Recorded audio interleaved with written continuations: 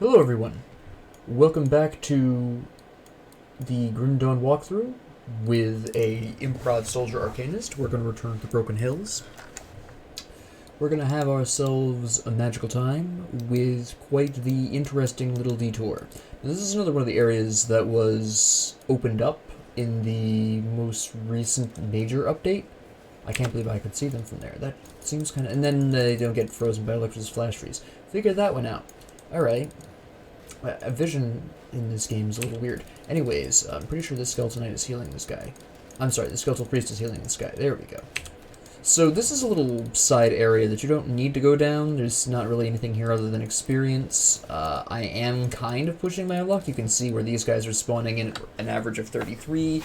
I'm about to go up to level 34, so this is of questionable wisdom, but I'm going to go down here because, quite honestly, I'm going to need to start really accelerating my growth here, my level ups a little bit, because pretty soon I'll be hitting larger quantities of enemies. The Marauders Talisman, I don't have... What are you doing standing up? Get back down there. This is quite interesting. This is for ranged people. This is for, yeah, that's just to make sure that you can use 2 pistols if you want. This is actually a fairly interesting recipe. If, for some bizarre reason, you want to dual wield pistols, and you're specifically looking to do fire and cold damage, then this is where you're going with this. The problem is that not necessarily all pistol builds that you might want to use two-handed with are going to do cold and fire damage. So there is that interesting potential issue. They're kind of assuming... I mean, the fire damage is more likely to be something you're using, because if you're using pistols, you're probably using Demolitionist. Yes, Inquisitor uses pistols as well if you have that class, but... let's be really honest here, Inquisitor already has dual wielding built in, so unless you're trying to save skill points, which that would be helpful for, there's no real need for that. So that really just exists primarily to provide you with some extra skill points if you really want that. And even then, because it's only a level 35 relic, it's only going to be there for the short term anyways, so that's mostly to say... allow you to flex out if you have the dual wielding skill from the Inquisitor and try maybe something else, or perhaps diversify your build a little bit more, especially if you're focusing on fire and cold damage, which you can do very easily with the Inquisitor. So it's an interesting relic. I don't remember ever using it, so I'm not that familiar with it, because I've just never needed to. I'm the kind of person that, like, if I can't necessarily build something, I'll just adapt. I don't need to... I don't go into it like... As you've seen, I don't necessarily go into... Can I kill him with a freeze? Yes. I don't go into it thinking, oh, yeah, I really absolutely must dual wield with this person. Not usually. This is actually the first time in a long time I've sat down and said I'm definitely using this kind of weapon. Usually I'll limit myself to, well, I definitely want to build with this skill or this damage type and then run with that. Focus on a particular damage type. For instance, if I were to go with Shaman and Necromancer, I might say, well, I want to focus on vitality damage, and then that leads me towards a bit more along the lines of Necromancer, because they have a lot more vitality damage boosts. And then from there, well, I won't say boosts, but the ultimate skill of a Necromancer, the top one, I can't remember quite what it's called off the top of my head, but that one increases vitality damage and aether damage, so I usually pick up aethers as secondary. You can see where I'm going with this. It's generally a sort of open-minded build looking at a specific damage type. So I used to do weapons a lot more, like what I'm doing with this combination here, where I pick my weapons in my class combination. I also have picked like 1, maybe 2 skills I want to look at, and then kind of make up the rest as I go along. For example, there was a Demolitionist Necromancer build. I do Necromancer a lot, actually. There was a Demolitionist Necromancer build I was running that I was focusing around Hellfire Mine, so I kind of went into the direction of pulling a lot of the Aether damage from the Necromancer, and also specifically used Blackwater Cocktail and Fire Strike for some Chaos damage thrown in there for a little bit of damage diversity, and ran mostly with that. I had Spectral Binding on, I had of course, the Hellfire Mine, Blackwater Cocktail, Fire Strike, and I think that was about it. I didn't finish the build. I wound up not finishing that particular setup, and I'm running a Shaman Necromancer in another game right now, playing around with a pet build. Not with any specific goal in mind, just pets in general. So that's turning out fairly interesting. It's going very well with that particular character, but and eventually I would like to do some, more builds, various builds. But this particular build right here is very much more skill improv. I've only selected my weapons that I want to use in the class combination itself. I've already decided what I necessarily want to do next. I kind of want to explore the Occultist Arcanist combination. I haven't used that in a while. I haven't gone down that avenue, and there's some pretty interesting and fun ideas that I have that I would like to try out with that. So my next character after this one is done will be Occultist Arcanist, I think. I'm really on a big Arcanist kick right now, so be warned. There is that going on. I'll probably decide on specific equipment rather than skills again. I'm leaning towards an offhand and a single-hand weapon, just because I just did the shield, and I'm already in the kind of mindset of single-hand weapons anyways, so why not continue on with that particular idea? But I might change my mind, I might do something else. It depends on what I feel like once I'm done with this character, but this is just something I've been kind of playing with in the back of my mind. Something I want to test out, play around a little bit with, kind of have a good time with, see what goes on. But in the meantime, this particular location, I want to talk about this a little bit more. This also is one of those places that spawns one of those strange purple totems that I've talked about earlier in 2 episodes ago, actually, I believe it was specifically. And it didn't spawn here again, so I have this dearth of strange purple totems, which I'm not against. They're kind of tough. But this particular location I find very interesting in that enemies will spawn in from the Chthonian rifts that they just generate. They'll just spawn out of anywhere. I could theoretically, and I'm not even kidding you, this is not an exaggeration, I could run back through the entire length of this place that I've just been through, the Corrupted Tomb. I could run the entire length of it through and probably find 1 or 2 more groups of enemies spawning in on me where there weren't any before. So it's kind of like the Arkovian Undercity in that particular way, but with a little less warning. So if you can handle the Arkovian Undercity fine, you're probably in a pretty good place to come in here and not necessarily have a problem, except for the huge amounts of chaos damage that is dealt here.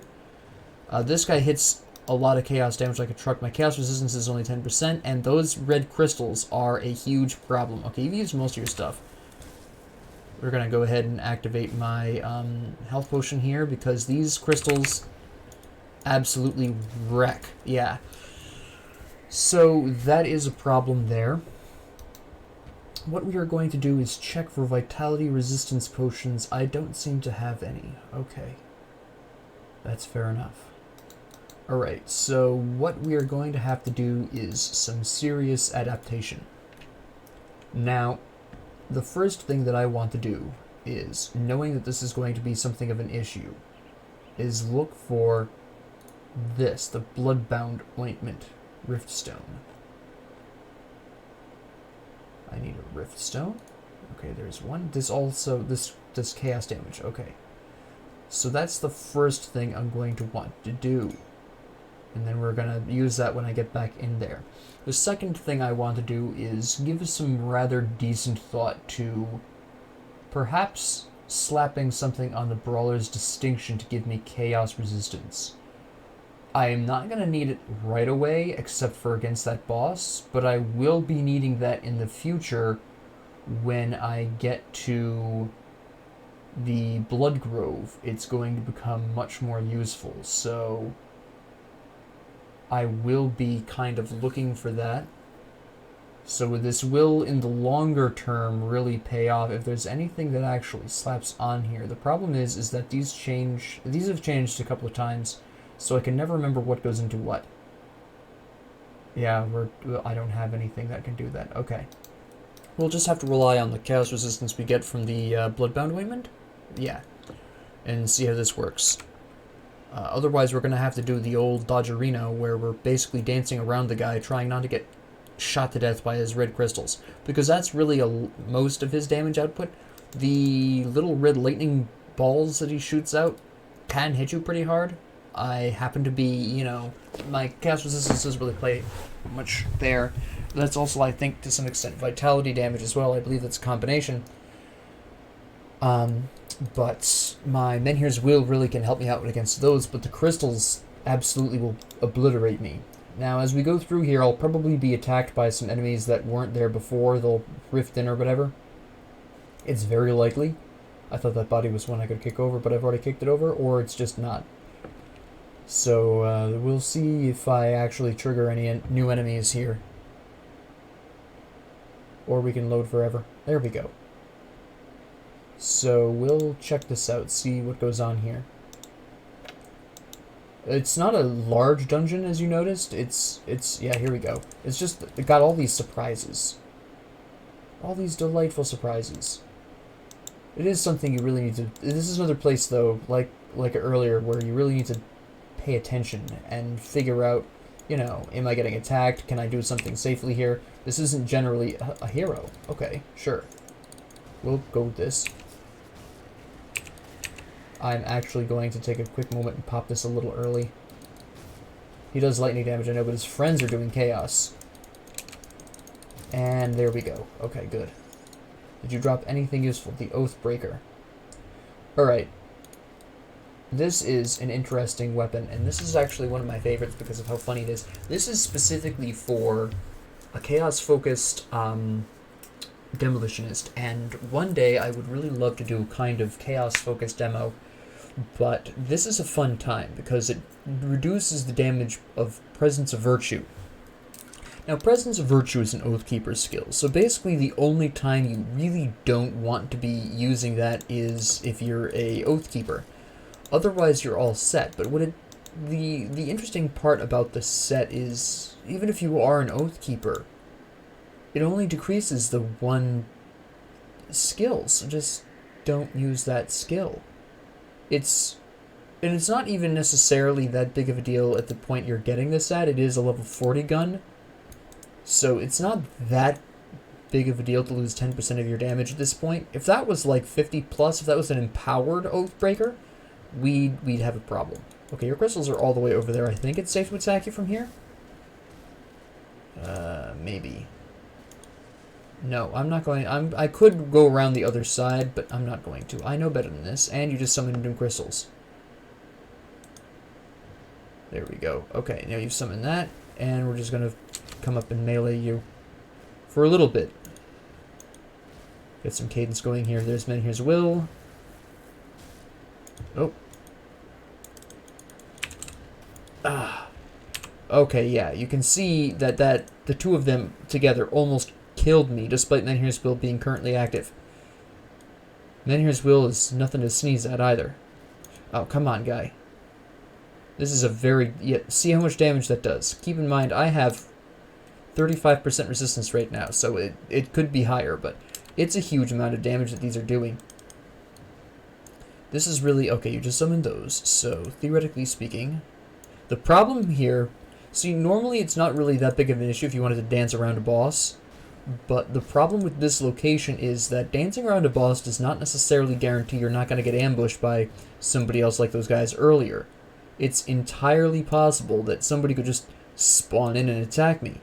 Now, this particular square that he resides in seems to have a lower chance of spawning enemies than normal, and that's probably a mercy by the developers to his poor souls trying to fight this guy.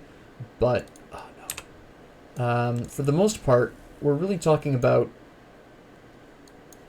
that chance still exists. I've gone up these stairs, gotten ambushed, and killed.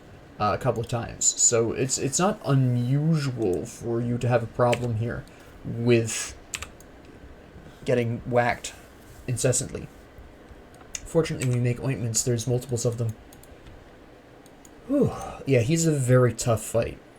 I really should have upgraded my chaos resistance more than I did, but I've been very unlucky in my chaos resistance drops.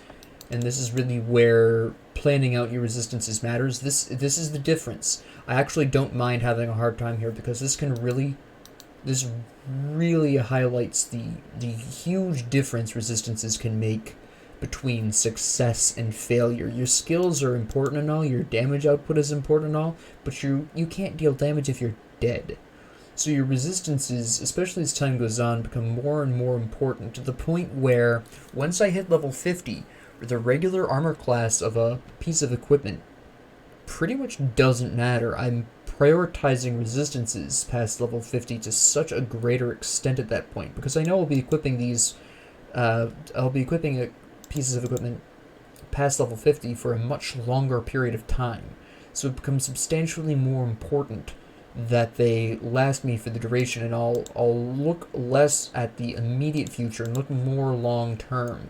And here's some more random guys. For example, if I were to be at level 50, let's say I was doing this on Elite, and my chaos resistance wasn't high enough, and I knew that I would be going into eventually the Blood Grove. Like, I tried to enhance my Brawler's Distinction with a component that didn't exist, either because the component I was thinking of changed, or the component I was thinking of never existed at all. Whatever. Yeah, see, there's guys down here. These guys spawned down here. They were not here before. I'm going to grab my grave really quick. I did not drink my... There we go. Where's your crystals? There they are. Okay. That's what I wanted to see. Shell you from a distance. This is also another reason why distance attacks are extremely important.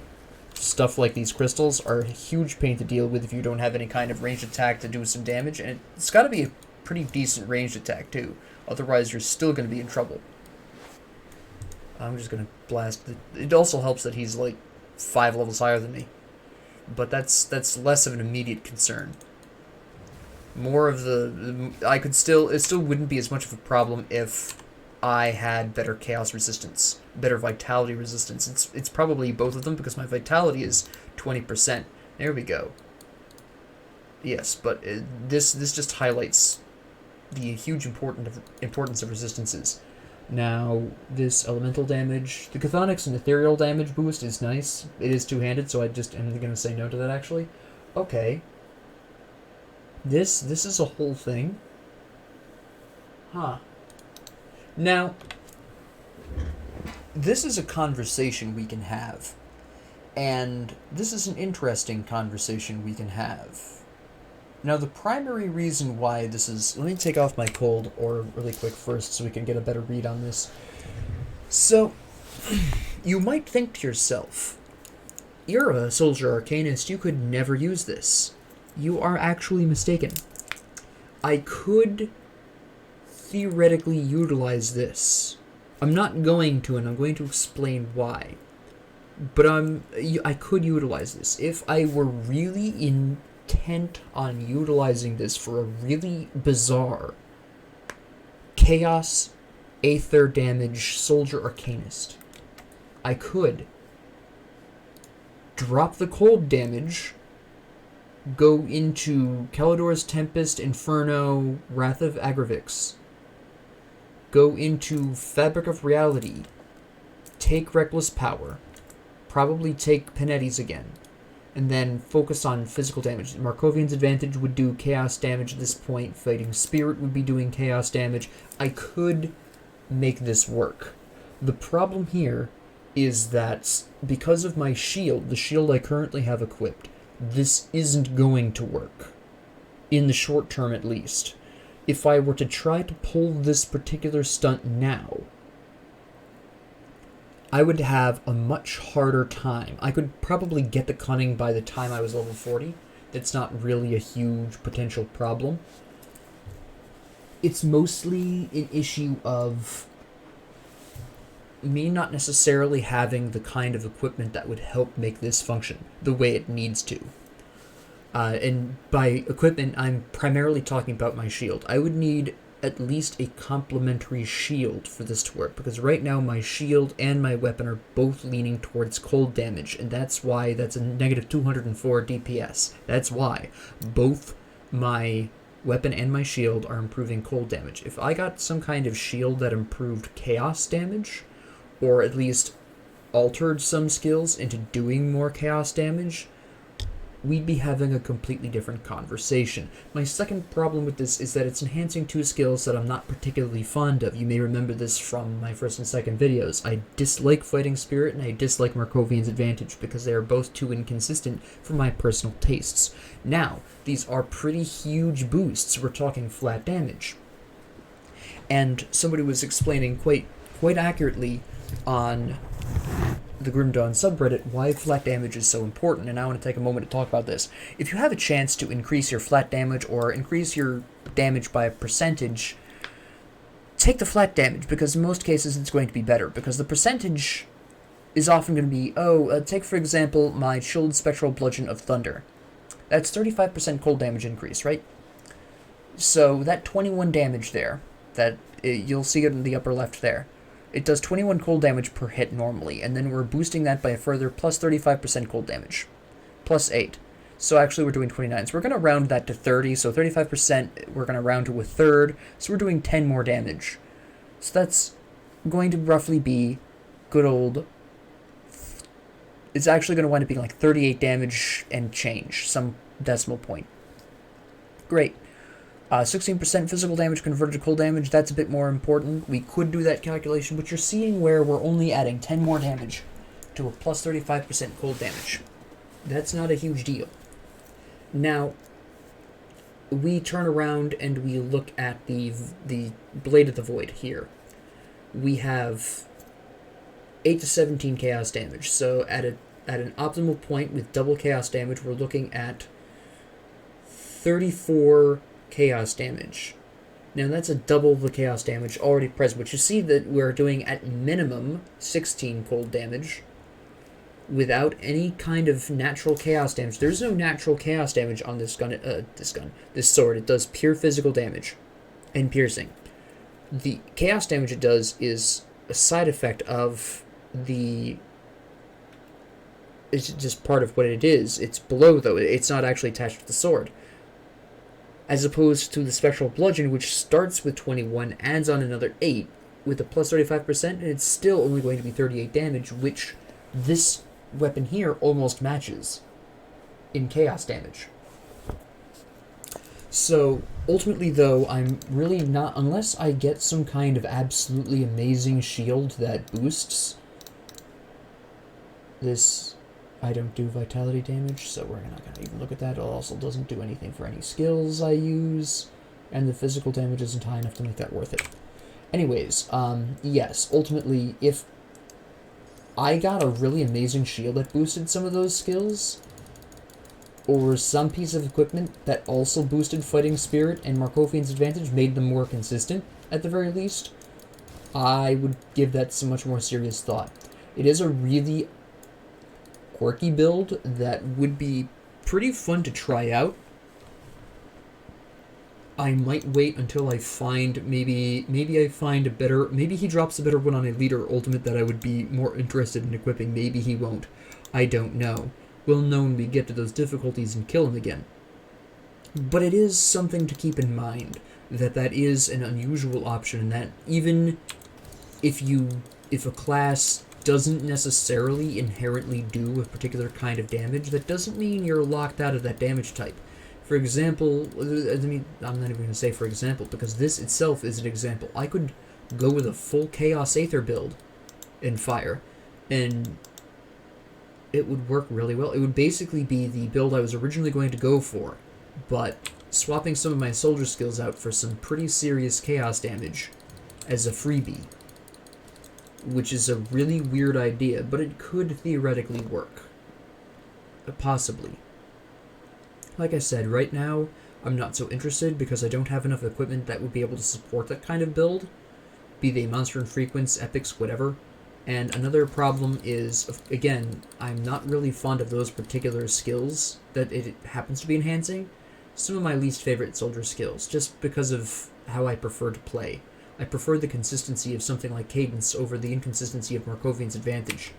Not that it can't be useful, that weapon proves right there that Markovian's Advantage, despite the problematic mere chance of activating, still can put out quite a lot of damage.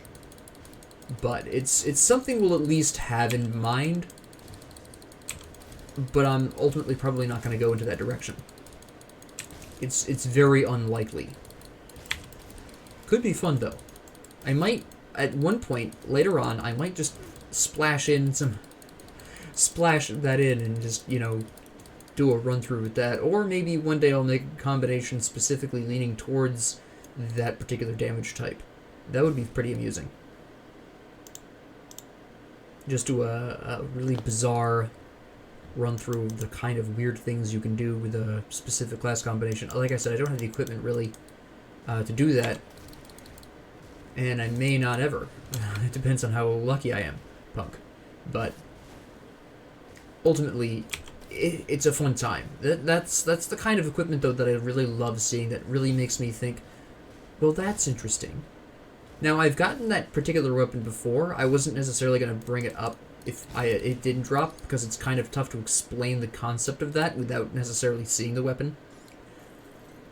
So there is that, but it dropped, so I get to talk about it, and it is very exciting. Those are the kinds of pieces of equipment that really excite me. The monster and frequents are I think my favorite pieces of equipment. Like Milton's Cask, it adds physical damage to shield training, and doubles that, and internal trauma damage. Now, what I'm pretty sure shield training does, and I kind of tried to explain it at the tail end of the last episode, but I really goofed it. But what I'm pretty sure this is doing, what shield training would do, is add on and increase the physical damage and internal trauma damage of anything that requires a shield, or anything that adds the shield's damage to the attack. The Blitz would be a great example.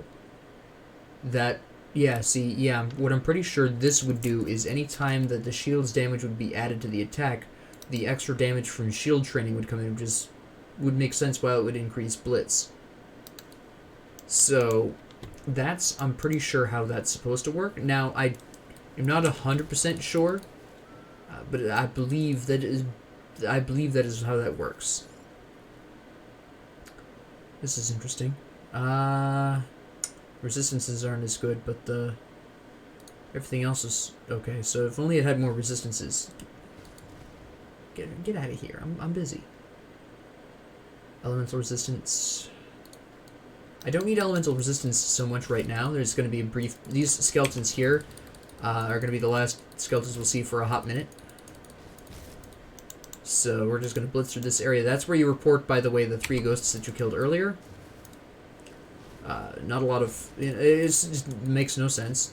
If you're thinking to yourself, why is he there? I could not tell you. I don't know. I'm going to use a health potion here, because I'm getting shot by a large quantity of guys. There's skeletal priests here. I finally have Elixir's Flash Freeze up. There we go. I'm out of energy potions, which is the problem which is why it took me so long to do that, but just saving up for the Elixir's Flash Freeze again, because it'll take care of most of these guys. Menhir's Will activates. There we go. And problem solved. Except we're still fighting this guy for 5 years. There we go. So I should probably just go back and buy energy potions, honestly. We'll just do that. It's just a lot faster. So we'll store the sword. We'll store the Blade of the Void, because it is something that I want to see if we can get more of, and I kind of want to do a side-by-side comparison and talk about that should it come down to it. But it is... If I also additionally get some really supportive equipment for that idea by the time I hit level 40, that might be worth going into, because that would just be so much fun to play. It probably isn't going to be ideally efficient, because beyond Fabric of Reality, there's really not a whole lot of support for that, but such a fun sounding idea. It really is. I'm kind of hoping I'll get a shield that'll enhance that particular direction. Or even a shield that'll at least minimally increase elemental damage or aether damage would be sufficient. Ideally aether damage, but I'm not terribly picky. Again, I am under 50, so it's just simply a matter of time before stuff gets swapped. And even past 50, yeah, you'll still be, largely replacing stuff every so often. You don't really start to equip things and say, well, that's it for equipment. I'm not equipping anything else until like level 90, and then at 90, from 90 to 100, your last 10 levels, that's really when you're finding and equipping your forever equipment. But before 90, you're not keeping anything on permanently. I'm an idiot. I went back to buy energy potions, and I did not buy energy potions. Oh my goodness. Well, let me at least kill these guys really quick, because fortunately I saved up enough energy from just going back there. I can't believe I did that. Oh my goodness. Please, if you go back to buy something, please buy it. Once I hit level 50, I will be more interested in the wares these guys have. Even if when I first hit level 50, they're not likely to have anything useful, but it's worth a check every so often for green equipment that might be a little better. But yeah, at that point, then I'll start actually having some interest in the shops. It's also fairly important to note that I am 34, and that we are rapidly approaching the time I will be upgrading my relic to Fortress. I probably will take Fortress. No, actually, hold on. In light of the Blade of the Void, I'll take Juggernaut. It does provide me with a defensive passive, but more importantly, if I decide to take that, actually, regardless of what I decide to go with, Juggernaut will work with any of the really broad builds that I intend on going with, except for Pure Elemental. I still may have to change the Juggernaut relic, but at the very least, it would be an interesting time. But we'll go with Juggernaut. I know I said originally I wasn't going to, but considering the blade there, that gives me at least the option of going into a completely weird direction. And the current cold damage and the elemental damage, it's going to offer me the most diversity. Okay, alright, we're going to activate this. We're going to activate this. I hate skeletal gargantuans. This is a really bad situation. I'm just glad I'm not playing hardcore. This would just be the doom. I'm stuck in the poison. There we go. Good thing my poison has resistance is clearly good enough. 48%, not bad. I would want it a little bit higher if I was going up against this and prepared for it. Alright, this is just nonsense. Where's my energy potion? Okay, I'm gonna run around here. Wait, we have Electros? Okay, there we go. Energy potion. Trozans. Oh, it's frozen by something. Okay, cool. This is a very unpleasant situation. They rooted me from all the way over there. Excuse me? That's the longest I've ever been rooted. Okay, sure. We'll go with that. Come on. There we go. Activate that potion. Freeze. Activate energy potion. Trozan Sky Shard. Then here's we'll just activate it so we can fight mono a little bit here. Okay, he's gone. Good. He was the big problem right there, was that poison damage he was laying down on the floor. We have to get rid of the Aether guy next, because he's going to be the next big problem. He lays down some AoE Fs, area of effects fields. There we go. There we go. Alright, now we're in business. An Ice Watcher. There's still 20 of you. Why? Why do you hate me, Totem? I didn't ask for this. I just wanted to kill some monsters. I didn't want to have to wrestle 12 gargantuans. Come on. I would probably have died 12 times if I didn't activate the 2 items that I activated right away. I have the Royal Jelly, and I've got the Bloodbound... What do you call it? The Bloodbound Ointment. Freeze Trozan. Okay, 1 down. I have to cadence this guy here, because he's resistant to ice. Okay, and then here's Will activated. Okay. There goes that guy, so now we just have to deal with this guy. This was a hard-fought battle. I'm kind of surprised I didn't die in the middle of this. I'm still going to. Never mind, we got it. Come on. You're healing, too. You probably are draining my life with vitality. Yeah. The Herald's Mask. This is big. Okay. I want you to understand why this is big. This is a pretty significant piece of armor, though. The reason why this is really big, ignore the granted skill for a second, which is still awesome, but you just equip 2 pieces of the Herald set. As you can see down there, you get 20% Aether and Chaos Resistance. This means that this set carries itself really well through all areas of the game, pretty much until you hit level 50. This is something I usually, in most builds, I will have on until I hit 50.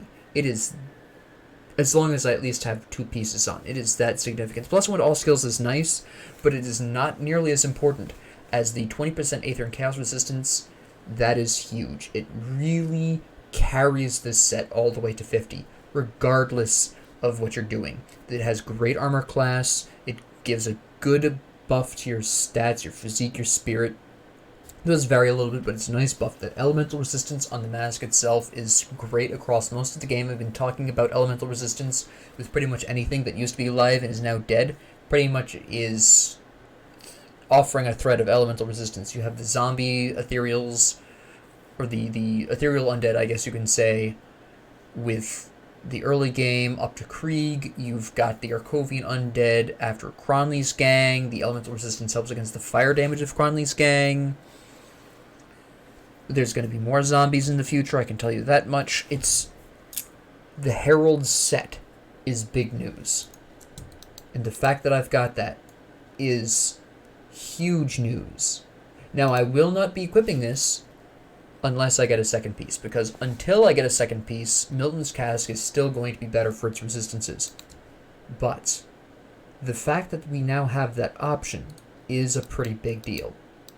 These pants, vitality resistance, lower vitality resistance, but lightning, Aether, I don't do Aether yet. I don't need the physical retaliation. No, it's not worth it. That's a gun. These are both guns, so we don't even care about those.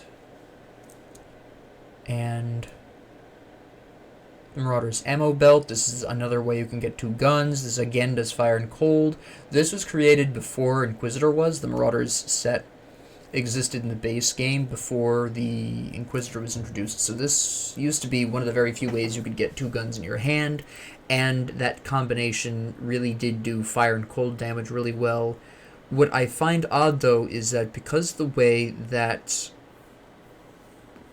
the ultimate skills of the Arcanist really worked, you pretty much always were trying to get into Star Pact with this set if you were, using this, I guess, sanely, because the Aether damage would be converted to cold, the physical damage would be converted into cold, you'd have your fire and lightning. Ultimately, it was a good time, but that's the other way you would do that. That's not even nearly worth, because it doesn't do nearly enough damage, and at that point, if we wanted chaos damage, we would go into the Blade of the Void, which we have back in our storage. Chaos resistance, which I don't need yet. I don't do chaos damage. This would be good if I equipped that sword, but it still wouldn't be good enough, at least not until after Homestead, and even then the armor is too low where I probably still would pass this. That's fire damage, offers no resistances, which is pretty big, so we're going to skip that. This is one-handed axe for Night Blades that also does chaos damage. Again, if we want chaos damage, we have the Blade of the Void. A rare metal. Interesting. This boosts shield damage blocked. Increases pierce resistance. Yeah, I probably need pierce resistance at this point in the near future. Bleeding damage I don't do, but plus 13% to all damage. The physique is nice.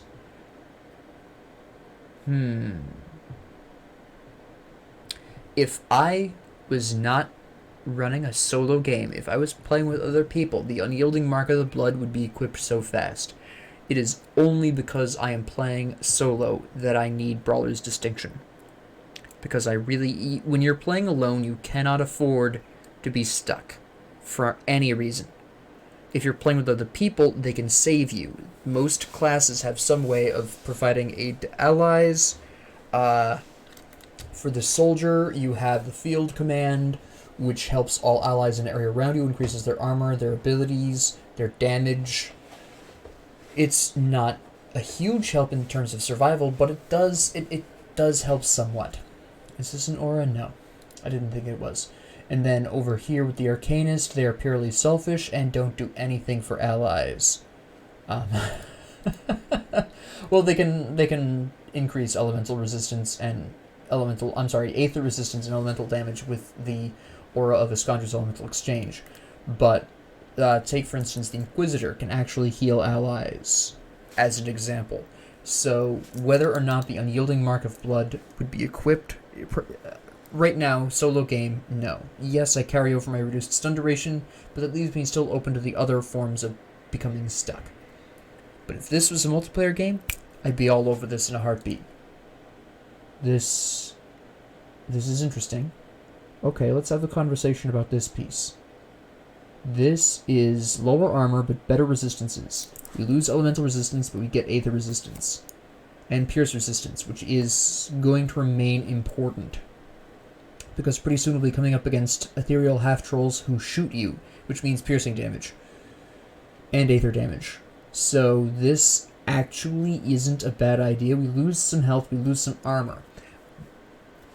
But for what we're going to be coming up against, I want this. Because, again, we are going to be coming up against gunners, and we are going to have a problem with pierce damage, so the armor doesn't really matter at that point anyways. We have a little bit of physical damage, or we can fit a little physical damage into the build, so that'll help. We don't have any bleeding right now, so that doesn't matter. The health drops, that is unfortunate. We lose elemental resistance. That's not going to be important until... No, that's not quite as important anymore. There's a very brief period of time near Homestead in the Withering Fields that has serious amounts of elemental damage. Beyond that small area, I'm not going to see a significant elemental threat, broad elemental by the way, until I start going to Malmouth, and by that time I'm going to have better stuff anyways. So we're going to go ahead and equip that.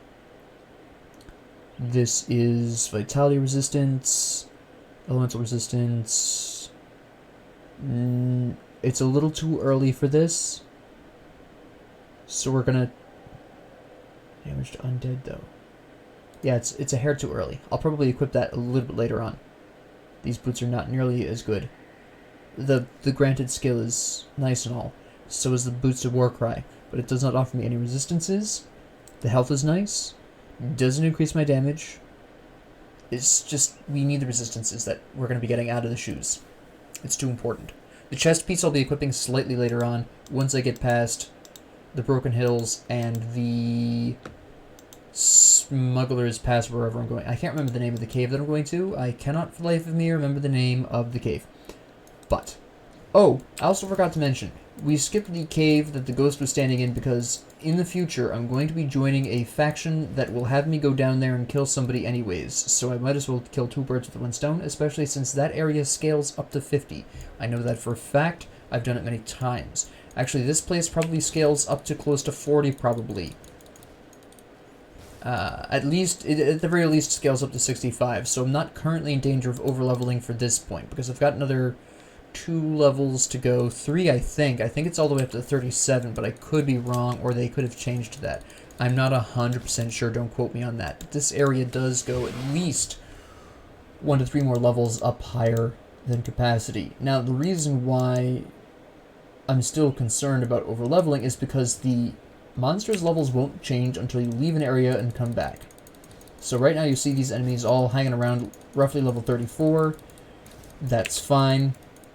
If I go up a level, the monsters will not match up with that until I leave and return to the area, be this by rift, by just walking through a door and coming back out. However, it doesn't matter.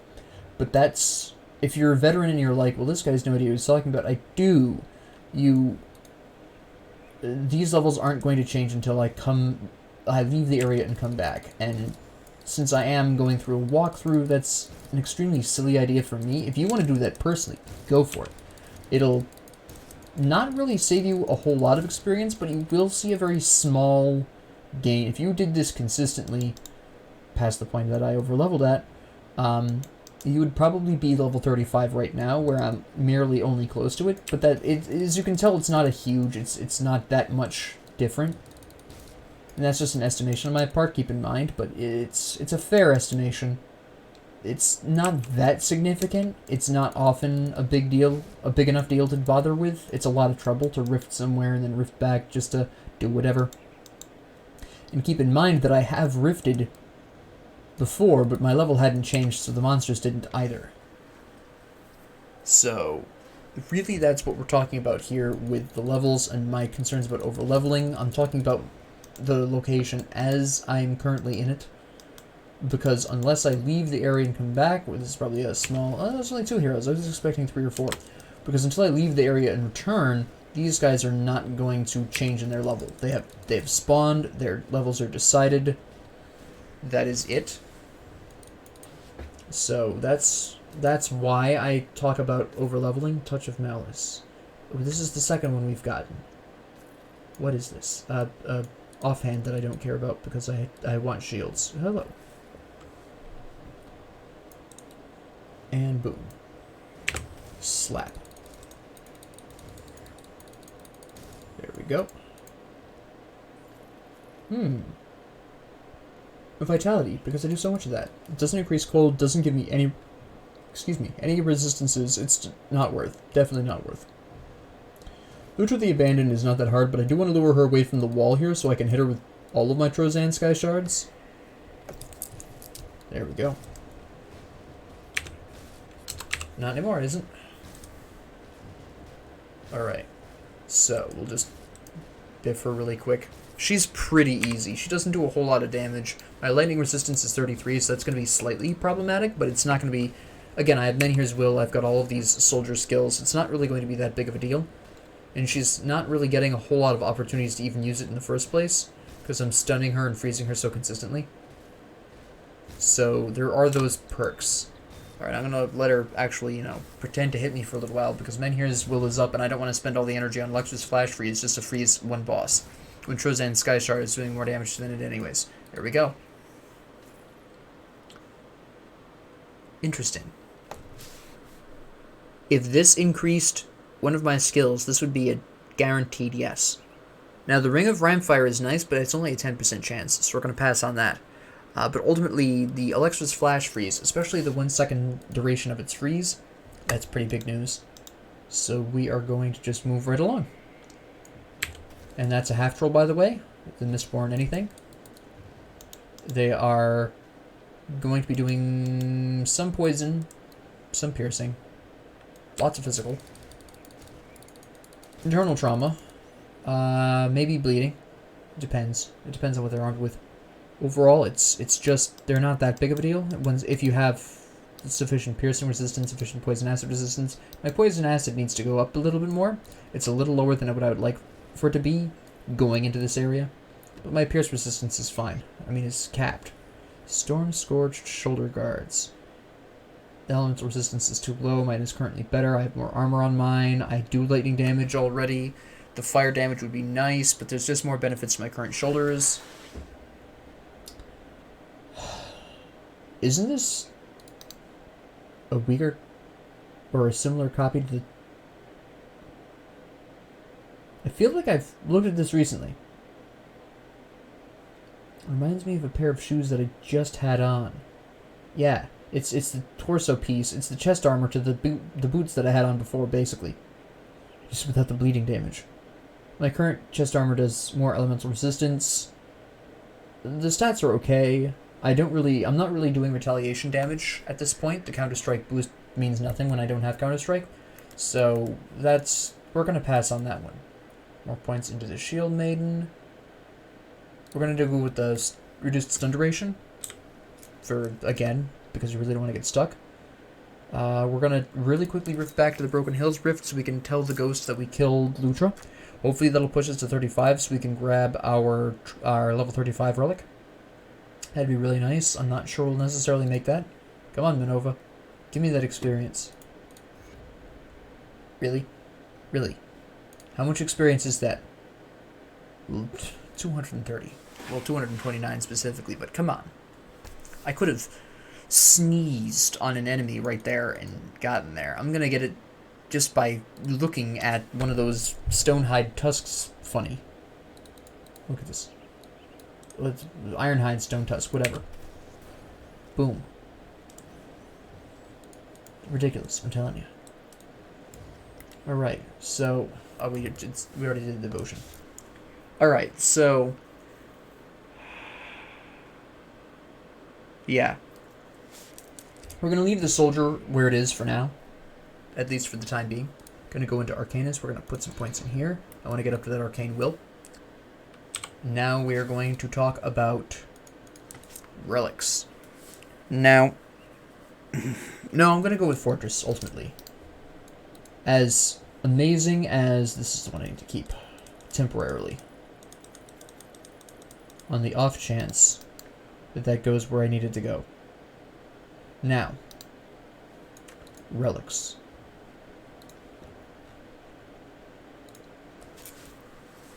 No matter what I wind up picking, Fortress works. I could go Juggernaut. Absolutely. Unstoppable is great if it activates. That's a lot of healing. Yes, you're absolutely correct. I get a fantastic 15% chance to stun a target. Sure. I don't do physical damage. Not since I slapped that Discord augmentation into Cadence. And temporarily, I don't intend on doing physical damage. Not until I get Electra's Flash Freeze to its second stage. Then I'll definitely be looking at physical damage. But by the time I do that, I will be level 50. So, I could also, by the way, there is a... Where did that go? There is a Arcanist one as well. This one. But, despite this, I don't do vitality damage. So the vitality resistance is moot. So we're going to go with Fortress. Now this is going to be a fairly involved process. I need Sanctuary. I need Gunslinger's Talisman, which is up here. For that I need Resilient Plating. This tends to be quite the involved process, but it is good to see it at least once. Let me see. What else do I... Oh, I didn't actually make the Gunslinger's Talisman. I just made the component for it. There we go. This is then... Nope, Fortress. There we go. Squall. Okay, I just want to make sure that it wasn't one of the big ones there. Dense Fur. Easy. I can make billions of Dense Furs. Okay, only 80, but whatever. Same difference. I keep forgetting to actually make the second part of it. I keep forgetting to finish the relic. You'll notice that this is insanely expensive. Ballistic Plating and Blessed Steel. Can I make Blessed Steel? I cannot. That's a problem. I didn't get that recipe this run. I'm thinking back in the old days. Can I... Oleron's Blood, which I also can't make. Alright, I guess we'll store this stuff then. So I don't have the recipe for Blessed Steel. I can't remember what faction offers it, but one of the factions does. I just can't remember which one off the top of my head. We'll put these in here. This... Yeah, that's the physical damage. Now... It occurs to me that this wouldn't be a bad shield to combine with this, since this is already looking to increase physical damage. It's a thought to have, to be sure.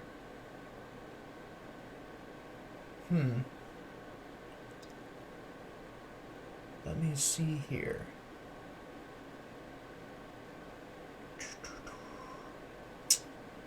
Ultimately, we're going to pass. We're going to say no to that. There's the other Touch of Malice. I knew I had a second one of those. That's ridiculous. Oh yeah, I don't do bleeding though, so we'll probably just sell this. For now. Because I don't need it. So, off we go. That was a bust. But that's okay. That's alright. That's not the rift I wanted. That's not the rift I wanted. Here we go. Now, we are just going to finish going through this area, which isn't a whole lot left. Hello. Alright, let's get some heroes in here, huh? Cool. Activate my men here as well, I dare you. Can you even? You're not even going to make it that far. Oh yeah, you will. There it goes. There it goes. There we go. That wasn't too difficult. The power of Menhir's will. Absolutely astonishing. So many crows. Vultures. Harpies. Yes. Yeah, the harpies are like bees. I mean, I know they do damage, but they die so quick off and it doesn't matter. They do some lightning. I think they do piercing, but I'm not 100% sure on that.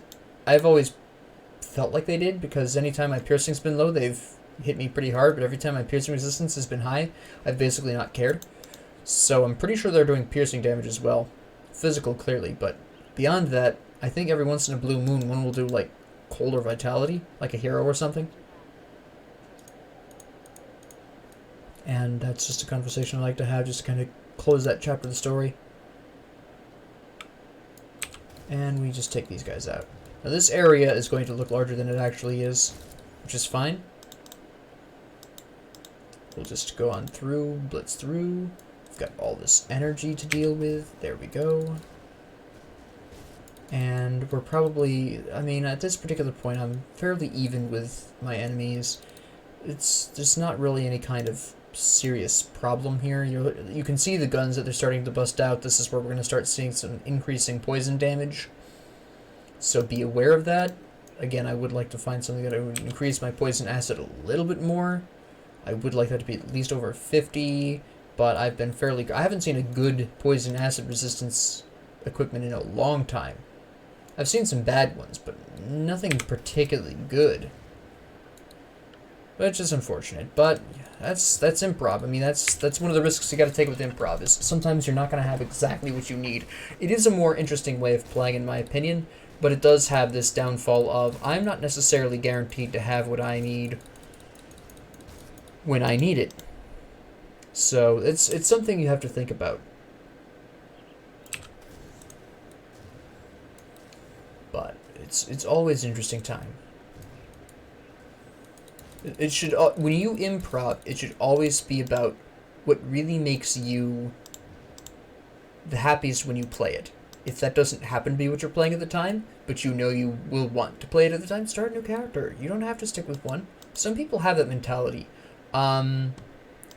Both my cousins and my mother, who also play this game, have the mentality that they can only run one character at a time. My mother actually has recently broken out of this mindset, finally, and she's running 2 separate characters at the same time. But you can absolutely run multiple characters. Like I said, right now I'm running a Shaman Necromancer combination. That's the only other character I'm running currently, but I have run up to 4 characters at the same time.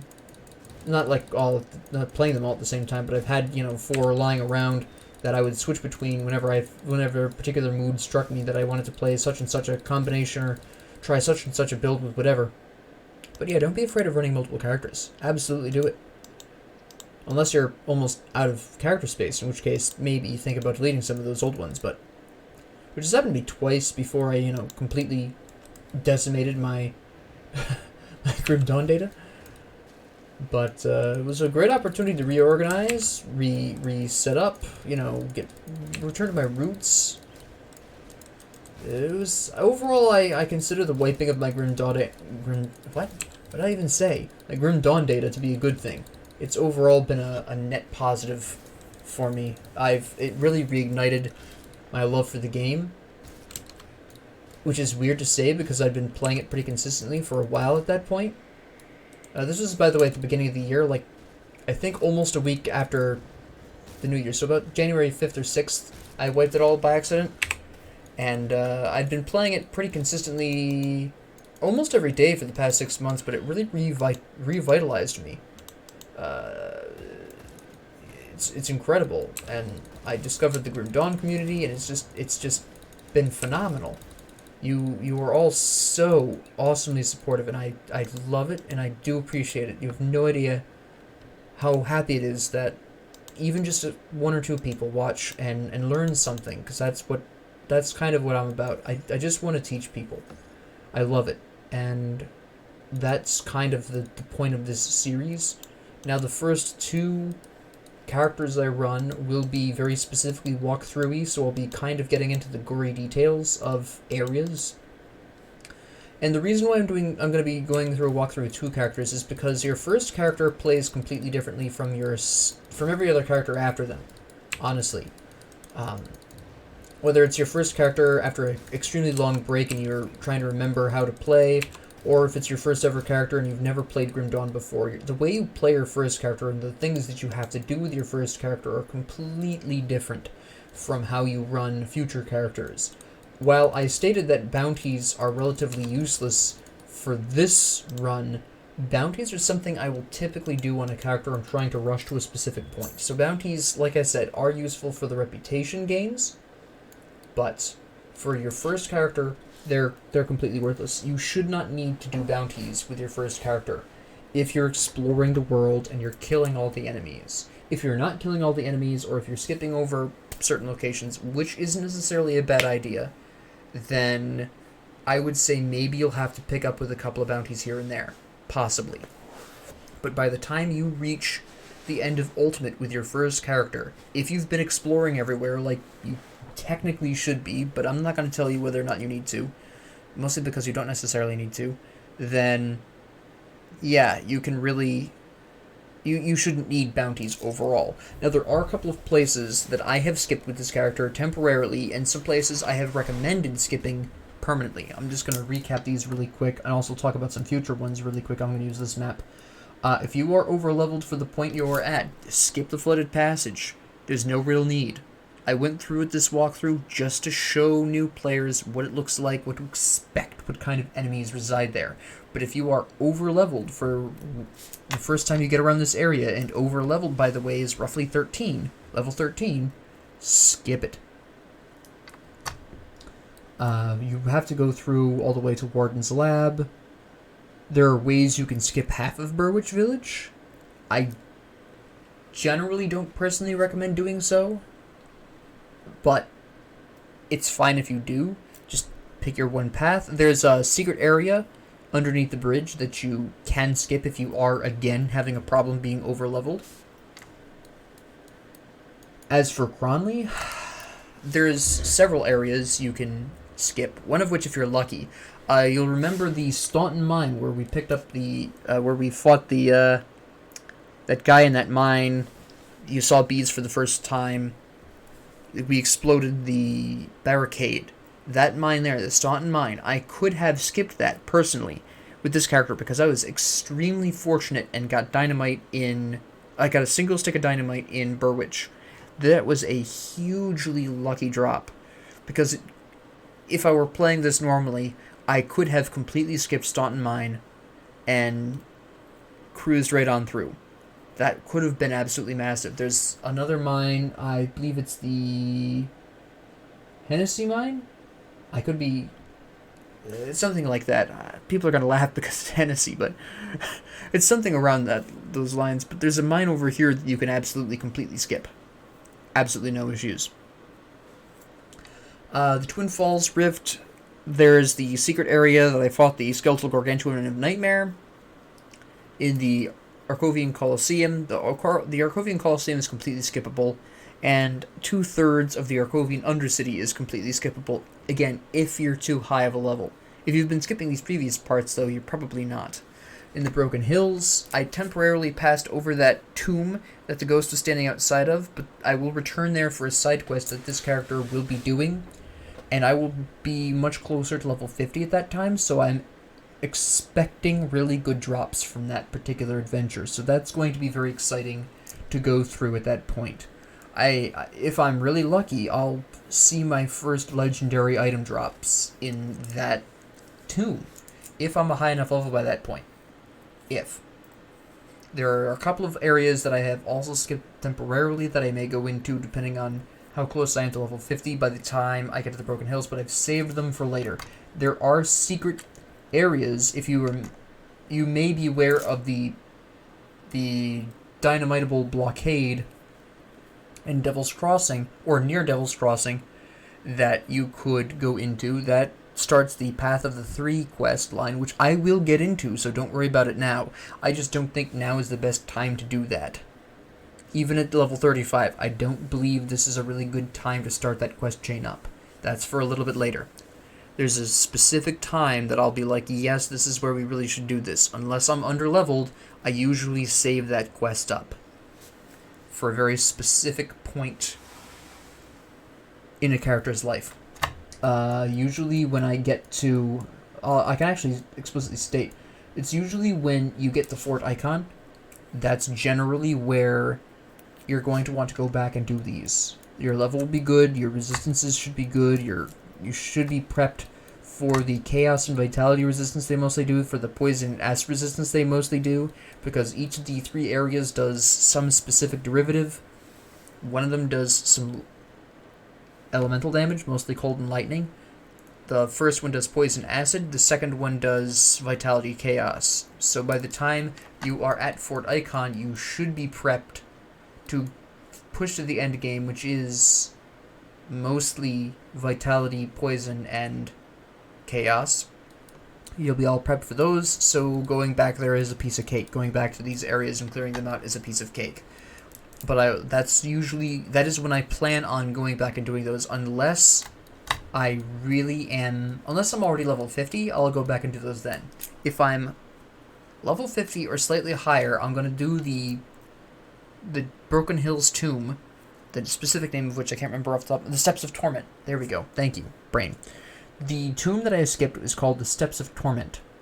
There's a whole thing that I intend on going into there that I'm not going to talk about now because it's... You need to see it to be able to really come to grips with it if you haven't seen it before. It took me a couple of rounds of... It took me 2 characters to figure out how that really worked. And how you really should be preparing for it. So, I'm going to wait on that explanation. But, right now, build-wise, I slap points into Discord specifically because it does boost my cadence damage by 10%. I am getting benefits across the board with the elemental damage. Because Alexa's Flash Freeze reduces fire resistance. Because of my shield, it reduces cold resistance. So, overall, the elemental damage just hits harder. So much harder. I am skipping a lot more of the soldier because at this particular point I want to bust out to about at least this point and get Absolute Zero, get Frozen Core. I may not actually bother with Shattered Star. I don't necessarily believe it does enough for my build to be worth it, but that's something I'm going to come to that decision later on. I at the very least will be getting up to here because I do want Mental Alacrity. Either way, it's going to make everything a lot better. It makes Alexa's Flash Freeze faster to cast. It gives me more energy. It makes everything cheaper. It's a fantastic skill. I want Arcane Will as well, and I want Maiven Sphere. So I'm going to push at least to here before I go back to Soldier. Maybe as far as this, but at least to level 1, 2, 3, 4, Arcanist 5. I want to at least push to Arcanist 5. Then we'll go back and decide what to do with the soldier with what I have at that point. That is my plan here. Constellation. Just to recap. Finish the Shieldmaiden. We get some nice shield bonuses here. Shield bonus here. Random internal trauma that I really don't need, but it's kind of whatever. There's internal trauma here, but that's, again, not that important. And then this here will put me in a prime position to grab the Lotus, which gives me the white that I need. And then I can drop this and go into a little bit of blue and green. Is there anything that splits the blue and green? Alright, so there is an interesting... If I was going with my original build where it was Elemental and Aether, I would probably go for the Imp, because that would be a really smart... The Fire and Aether damage would benefit Kalidor's Tempest and Panetti's Replicating Missile really strongly. That would be pretty good. I'm not going into that currently. It might change in the future. It might change by the time I'm done with the Shieldmaiden and the Lotus. I don't know. Lotus, by the way, just basically is defensive stuff. Healing effects increased. Energy regeneration. It's just so beautiful for this combination. Now, the reason why the Lotus is underrated with this particular combination, and the reason why I want the Lotus regardless, is because if you consider healing effects increased by 10%. Healing effects. This is a healing effect. That's 60% of your maximum health restored. Plus an additional 10%. Oh, look. 66%. 2/3. Actual 2/3 of your total max health is restored when you have Lotus. And if your eyeballs did not fall out of your sockets at that news, you clearly are used to more healing than I ever do. So that's, well, besides the fact also, I believe this also boosts max health. No, it's flat health increases.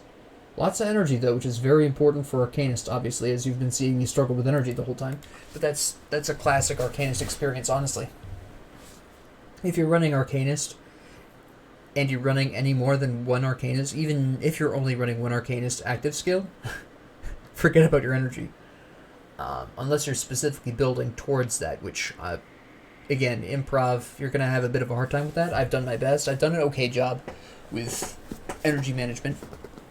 I've done better, and I've also done worse with Arcanist, so. But that's where we're really going. For a brief overview of what we're going to see in the future with enemies. Smuggler's Pass, we're going to see the ethereal damage kind of crop up occasionally.